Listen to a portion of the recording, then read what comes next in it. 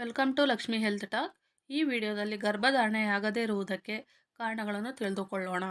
Hormone ಅಸಮತೋಲನ. ಶರೀರದಲ್ಲಿ hormone ಅಸಮತೋಲನದಿಂದ ಗರ್ಭಧಾರಣೆ ತೊಂದರೆ ಉಂಟುಮಾಡುತ್ತದೆ. Polycystic ovarian syndrome. ಥೈರಾಯ್ಡ್ಗಳ ಸಮಸ್ಯೆಗಳಿಂದಲೂ ಸಹ ಗರ್ಭಧಾರಣೆಗೆ ಸಮಸ್ಯೆ ಉಂಟುಮಾಡುತ್ತದೆ.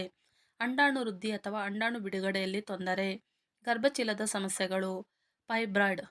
ಗರ್ಭಚೀಲದಲ್ಲಿ ಗಾಯ ಅಥವಾ ಅಡ್ಡಿ ಇರುವುದು.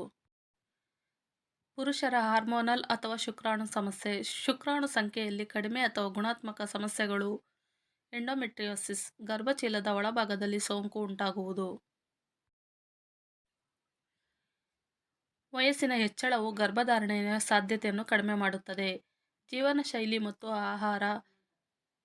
ಹೆಚ್ಚು ತೂಕ ಅಥವಾ ಕಡಿಮೆ ತೂಕ, ಧೂಮಪಾನ ಮತ್ತು ಮದ್ಯಪಾನ ತೀವ್ರ ಒತ್ತಡದಿಂದ ಗರ್ಭಧಾರಣೆಗೆ ಸಮಸ್ಯೆಯನ್ನು ಉಂಟುಮಾಡುತ್ತದೆ. ಸಂಪರ್ಕಿತ ಆರೋಗ್ಯ ಸಮಸ್ಯೆಗಳು. ಡಯಾಬಿಟಿಸ್, ಹೃದಯ ಅಥವಾ ಶ್ವಾಸಕೋಶದ ಸಮಸ್ಯೆಗಳು. ಫೆಲ್ಲೋಪಿಯನ್ ಟ್ಯೂಬ್ ಬ್ಲಾಕ್. ಗರ್ಭಚೀಲಕ್ಕೆ ಶುಕ್ರಾಣು ಸೇರಲು ತೊಂದರೆಯನ್ನು ಉಂಟುಮಾಡುತ್ತದೆ. ಮತ್ತು ಜನನ ಸಮಸ್ಯೆ. ಹುಟ್ಟಿನಿಂದಲೇ ಅಸ್ತಿತ್ವದಲ್ಲಿರುವ ಗರ್ಭಚೀಲದ ಸಮಸ್ಯೆ ಮತ್ತು ಪುರುಷ ಹಾರ್ಮೋನುಗಳ ಸಮಸ್ಯೆಗಳಿಂದಲೂ ಸಹ ಗರ್ಭಧಾರಣೆಗೆ ಅಡ್ಡಿಯನ್ನುಂಟುಮಾಡುತ್ತವೆ. ಚಿಕಿತ್ಸೆಗಳು. ವೈದ್ಯಕೀಯ ಪರೀಕ್ಷೆ, ಹಾರ್ಮೋನ್ನ ಚಿಕಿತ್ಸೆ, ಜೀವನ ಶೈಲಿ ಬದಲಾವಣೆ ಮತ್ತು ಅವಶ್ಯಕವಾದರೆ IVF ಚಿಕಿತ್ಸೆಯನ್ನು ಪಡೆಯಬಹುದು. ಈ ವಿಷಯವನ್ನು ಆಳವಾಗಿ ತಿಳಿಯಲು ವೈದ್ಯರನ್ನು ಸಂಪರ್ಕಿಸಿ.